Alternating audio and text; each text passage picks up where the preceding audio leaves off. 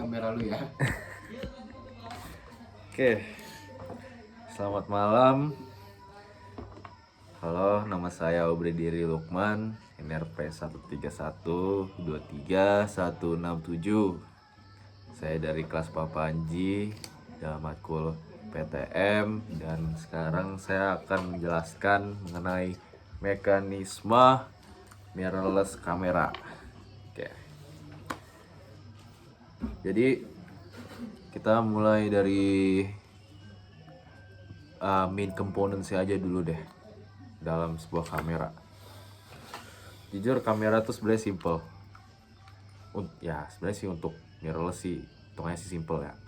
Jadi mirrorless kamera tuh terbagi menjadi dua main component. Satu adalah lensa, sama satunya adalah kameranya sendiri. Oke. Nah, saya akan menjelaskan mengenai kameranya dulu deh kalau gitu. Oke. Kamera itu dalam ini bagian sini tuh kameranya. Saya bisa dulu deh kalau gitu. Oke. Nah. Oke. Bagian ini adalah bagian kameranya. Jadi yang pentingnya tuh adalah di bagian sininya. Kalau bisa lihat kayak ada semacam kayak cerminan di dalam kameranya itu. Nah, ini namanya mirror. Kalau mirror. Nah, mirror ini tuh berfungsi sebagai penangkap cahaya dan supaya cahaya itu masuk ke mirror tersebut dan juga bisa diproses menjadi suatu foto digital. Oke, dalam selain itu ada beberapa main komponen juga di dalam kamera bagian sini, yaitu pertama adalah bagian sini, yaitu bagian shutter speed dial. Pada bagian sini yaitu jadi sebelumnya tuh saya menjelaskan dulu cara kerja mirrorless kamera ini. Oke, jadi jika saya nyalakan kamera ini, mati ya, ini habis ya udah. Oke, saya jelaskan gini aja deh. Jadi pas cahaya masuk ke dalam lensa ini, lensa bertugas sebagai magnifier atau amplifier lah istilahnya gitu, supaya untuk memperjelas dan juga antar mendekati suatu objek yang bakal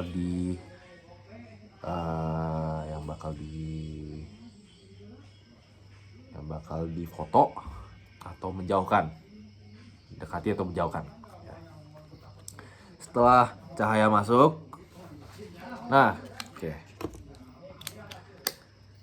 dalam ini, nih cahaya masuk dari sini, cahaya tuh masuk dari sini, habis itu tembus ke sini, bagian sini, untuk memperjelas gambar suatu fotonya. Nah, bagian sini cerminan ini bakalan terbalik setelah saya mencet tombol shootnya, tombol fotonya. Nah, itu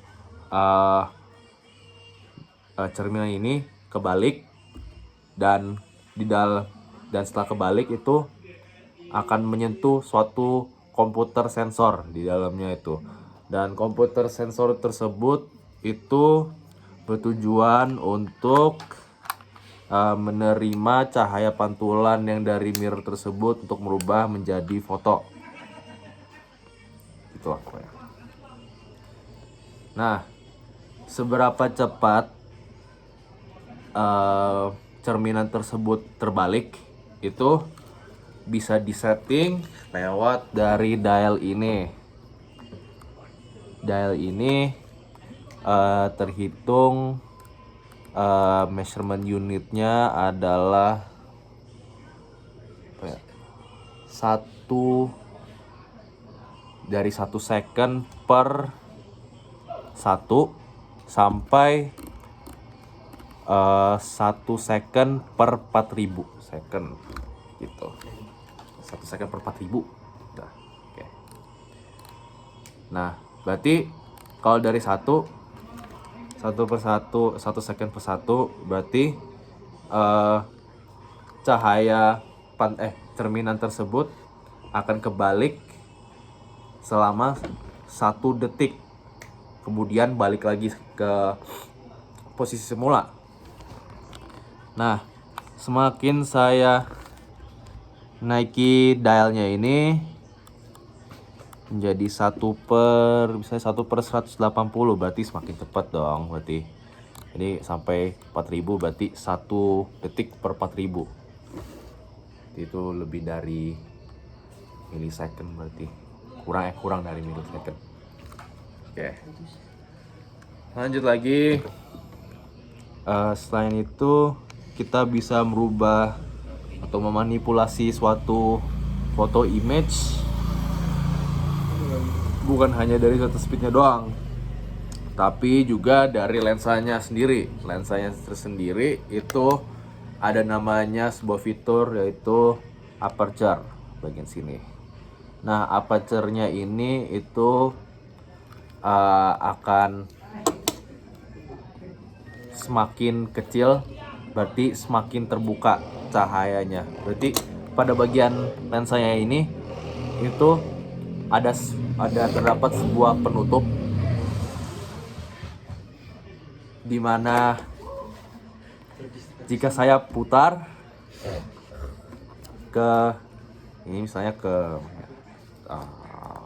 clockwise ini, saya putar clockwise sini, misalnya 1,4, berarti ini bukaan tergede, bukan seperti kayak korden lah gitu. Kalau korden terbuka bisa dibilang kalau ini aperture yang terkecil. Nah, kalau korden tertutup full berarti bisa dibilang sebagai aperture yang tertinggi. Gue bilang tertinggi, tertinggi 2 kali ya? Ya.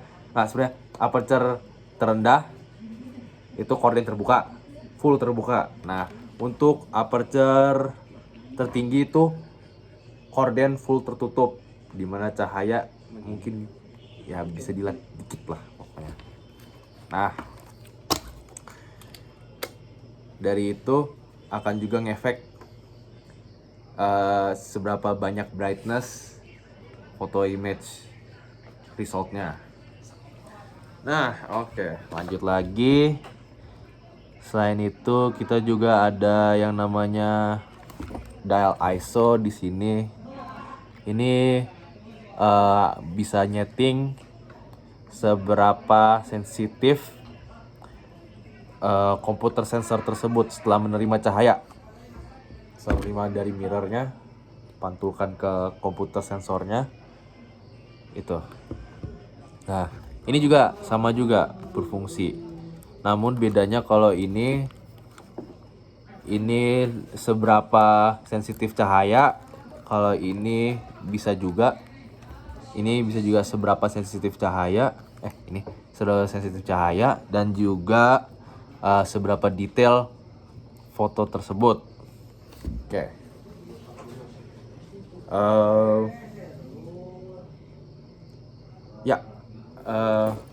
Berarti selain itu juga untuk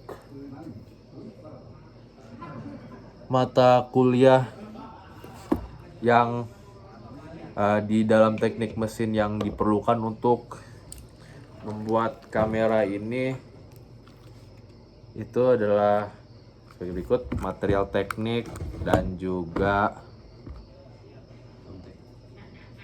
gamtek juga bisa, dan juga mekanika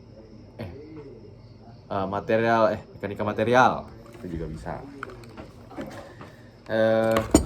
Dari itu, kalau dalam material teknik dan mekanika material mekanika itu untuk supaya kita bisa tahu seberapa tahannya kamera ini jika terbanting, tidak sengaja terbanting, ataupun dari wear dari keseharian lah, misalnya ada ada cakaran dikit gitu kena kuku kan juga bisa kegores kan juga bodinya gini. Nah itu juga sebagai mechanical engineering kita juga harus tahu seberapa kokoh kamera ini. Dari ini kamera ini tersebut terbuat dari bagian luarnya itu rubber. Jadi saat dipegang itu bisa meningkatkan daya friksi. Jadi jika saya pegang ini kamera itu tidak licin lah dan tidak gampang slip terus jatuh. Kan kamera kan mahal ya. Terus selain itu juga ini pada bagian sini sama bagian atas ini itu terbuat dari semacam metal alloy campuran, ada karbonnya, tapi ada juga plastik itu bagian covernya sini. Soalnya kan kamera juga harus ringan ya, tidak boleh terlalu berat. Kalau terlalu berat ya yang megangnya ya bakal getar-getar juga gitu. Jadi pas moto tidak semaksimal, tidak 100% potensi bagusnya. Ya, itu aja dari saya. Dan terima kasih.